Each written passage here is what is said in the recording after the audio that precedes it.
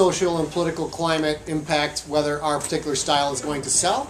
Yeah, or whether you engage with the political climate, the social political climate by outside. Personally, I am trying to grab as much of what's going on right now as possible, because for me, the more books I write, the more I'm like, I don't know what is going, how do I make these people different? How do I make this group unique so that the reader is interested in them? And a lot of ways to do it.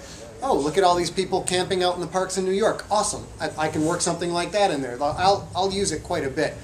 There's a lot of theoretical analysis of that, of why particular movies and books blow up, like why Invasion of the Body Snatchers blew up, because it was a Cold War era story that fit in perfectly with not being able to trust the people around you. But I've only experienced that relatively anecdotally, and it's always one of those things you never know until someone comes up with something and the sales blow up. I don't think it's predictable. No, I mean, my first post-apocalypse thriller is about professional bloggers following a presidential campaign in a culture of fear. So I pretty much went, let's play bingo with modern political events. But it was an excuse to talk about zombie biology, so they were willing to let me do it. I think it does matter somewhat. The problem is if you tie yourself too tightly, you know, it took me 2 years to write the book, and it took 1.5 years for the publisher to publish the book, by which point the entire political climate could have shifted. Apocalypses are always fascinating. We love to end the world. We love to think about how the world is going to go boom. I collect old creepy and eerie magazines, which were published before I was born, and they end the world 5 times an issue. They end the world with vampires and werewolves and robots and diseases and killer mind-eating brainworms from space. It's just kind of what humans do.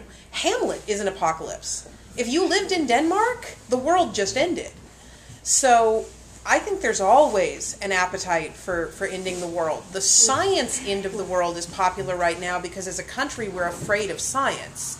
It's gotten so big that we can't understand all of it anymore. When Leonardo da Vinci was around, he got every single degree you could get. He knew everything. Like, there's a thing to know, Da Vinci knows it. And you can't do that anymore. So science has become the monster under our bed. We've kind of lost, if you go back to a lot of mythological stories, apocalypse happen all the time. If Sparta wipes out Troy, it's not like the people in Troy are going to be like, oh crap, we got a new president. They all get slaughtered. Yeah. Their entire way of life is gone forever. Like, that was the way it was in our history, and now we don't really have that. We don't really have that anymore. So sometimes with the science you can predict what would it be like if everything would just end. Do you have any comment on that? I think it's kind of hardwired. Just the idea of, you know, here it is, this is the end. What are we going to do? How are we going to survive? It's slightly off topic, but I write this stuff, and I'm kind of constantly surprised that it's so popular. Again, I'm a family man. I mean, I live in the suburbs. I have a mortgage and stuff, and yet I love these books. I don't want this to happen because I'm having a great time, and yet I think it speaks to something kind of deep in us. I just got a 3-book offer out of Turkey. I mean, they just had not quite the apocalyptic earthquake that they had in '99, but they just had like I got the email. I'm like, wow, that's cool. I'm like, are you guys really going to buy these books? I'm like, half your country just fell down again. And there's the disconnect in my mind. Like, why is this entertaining? Like when like a whole city just fell over where you're going to be trying to sell my book in a year.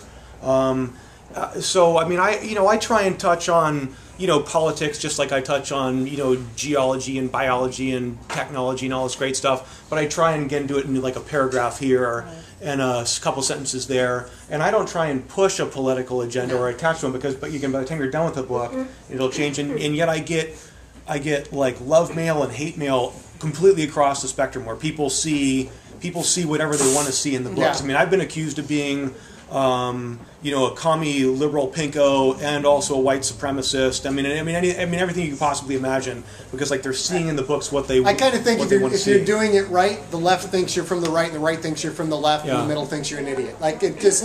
I just get people thinking I'm a man. That's the same thing. It's sort of the same thing. Sort of the same thing. As long as they don't think you're a cold naked mole rat, then everything will work itself out. Then you're doing it wrong. Yeah, We've got about 5 minutes left before we get on to the next thing, so let's grab a question. Yes, sir. To follow up on what you guys just were talking about, have you ever had any moments where your science cohorts have been concerned that you're taking measles, which they're trying to cure the world of and turn it into zombie apocalypse or blow up the world. So concern, as in you guys are Concern giving that- people ideas on how to do bad things? Well, in a climate where especially where the United States is not so, where science is not so popular in the United States, that science fiction is taking it, making it sort of dystopian. How, has, I guess I mean, asking specifically about the scientists that you work with. Or My scientists love it. They love it. Yeah. The nastier things I come up with, the more excited they get. Yeah.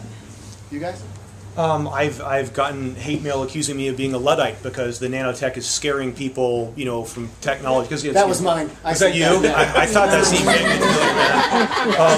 Did it say jerk face? Yeah, that was you with the smiley face there at the end. Yeah. Which is, nothing further from the truth. I think nanotechnology is just awesomely cool. But again, if all they do in the book is cure cancer, that would be awesome. But it's not really a story. And I'm writing a thriller novel, so I took everything I could find out, again, plausible but outlandish. And then I destroyed the world, put the characters in the pressure situation. So, I'm not trying to defund, science. I'm not trying to scare, the VC from, funding nanotechnology and medical science and all that kind of stuff. So, the short answer was yes. Some people have said, Jeff, what the heck are you doing? And I'm like, well, I'm just having fun. Right. And I expect to get more of that, really, because I do bad things. Yeah, I stick to. Oh, Go sorry. ahead, after you. I stick to science that doesn't piss people off. I think if I wrote a book this thick that was all about how vaccination melts your flesh, I would probably. It's my next book. Yeah, the CDC knows where I live, so we're just not going to go there. Yes, sir. So, you've written books where you have multiple species. You have offshoots of humanity. You have species that are entirely different from us, and then you go and project in your latest book, Pro, you project that in 2014 we're going to have a nanotech race that we've created and winds up in a distant part of the galaxy and winds up reproducing in a way that is possible it could wipe out the entire galaxy. How are you going to handle that? And how is it going to be? How are you going to approach it in later on books that come in this timeline or this part of the timeline and books that go out further past that? He's talking about the third book in the football series called The All Pro, but as I mentioned earlier, things are going to happen in a book I'm writing in 2014, which will be out the day it comes out is the day the story happens. It winds up impacting this thing that happens 700 years from now. And that goes back to a lot of the world building questions that they asked is how do you, when you create the juggernaut that can't be stopped, when you create the immovable object that's going to destroy the universe, how do you then continue to tell stories in that universe? And it's a dance. You have two choices. That plot arc runs its course. I have now completed the series. George R. Martin, I've written my 9 books and a meteor hit and all the clans are dead. And then you go on and you write a brand new one. You go back and you start over and you write a brand new one. Or you find a way, you're insinuating that this ominous thing is coming and it's going to destroy everything, but somebody's going to have to be heroic and save the day, which is one of the reasons we read a lot of books. So to answer your question, you're just going to have to wait. It will be cool, though. I think you will like it. It will be cool. That's the best tagline ever. Yes. I was kind of curious how all of you guys would handle that.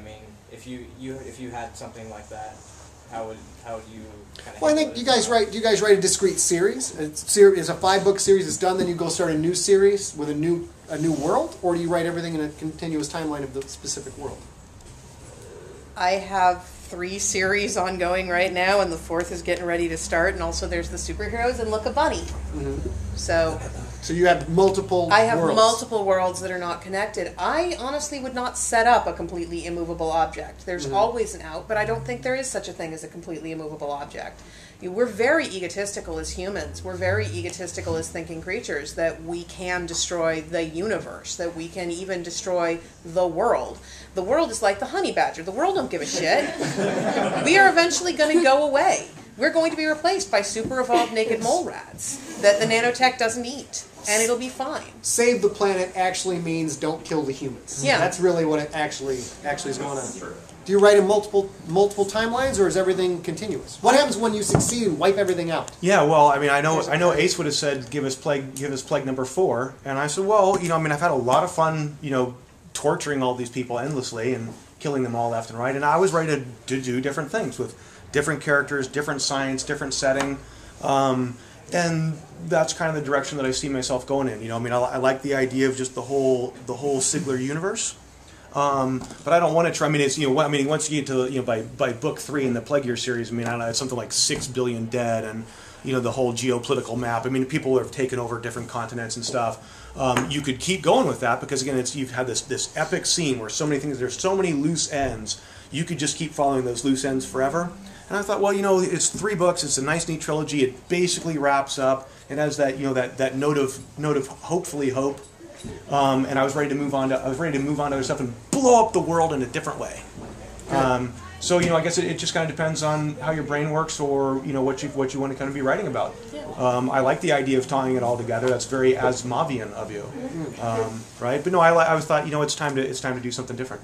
My biggest influence for trying to tie everything together has been the Star Wars universe and the amount of effort they have put into trying to make it a continuous timeline, so that they are able to come back and tell various stories at any point in that timeline, and they actually have at least one full-time employee whose job is nothing but continuity. This guy's job is to go through the database, look at every project. Now, of course, they have 27 people writing stuff at a given time, but when you look at that as an author and you're like, wow, here's the 3-volume set of these hardcover Star Wars encyclopedias that cover everything with all these cool pictures, the sci-fi nerd in me was just like, oh my god, that is so awesome. I want one of those for myself someday.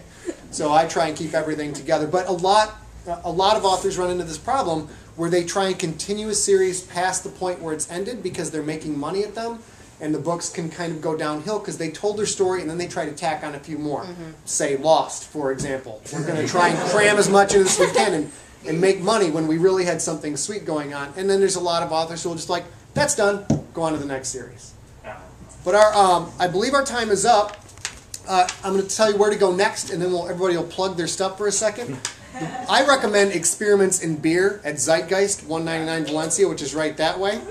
And Zeitgeist is an awesome place to go. There's also Yoga and Medication at Yoga Kula, 3016th Street. So those are 2 things we can all go crawl toward together. And now, finish up, tell people where to find out more about you. And I have a shiny website. Actually, it needs updating, but I have a shiny website at jverse.com. J as in Jeff, verse as in universe, and I don't know. That's it's the internet. The internet. Yes. What? It's got trailers. It has trailers, all kinds of fun stuff. Yeah. Cool. Very cool. You can find me at miragrant.com. Sadly, you are more likely to find me accurately at SeanandMcGuire.com, that being my actual and much harder to spell name. But it is linked from Mira's website, so if you search Feed and Grant, you'll find me. And this is my first book, although it's actually Jeff's book, because he has bought it because he's a wonderful human man. And you can find me at scottsigler.com, SCOTTSIGLER.com. I give away free audio fiction there every Sunday, at least 30 minutes or so. So you can, whatever book I have out now, we give that away unabridged as a serialized audiobook. And then there's a bunch more at a site called podiobooks.com, which is PODIO books.com. There's over 400 free author-read audiobooks there that you can go and check out. Yay! How many? About 400. Science! And let's have a hand for Borderlands books. They'll be happy to sell you all of our stuff. Let's all stop clapping because we're freaking Frost out. Frost is chilling. That's your problem. Thank you all very much for coming. You guys were wonderful. Naked mole rats. Naked mole rats. What's They are. funny? Thank you. Today.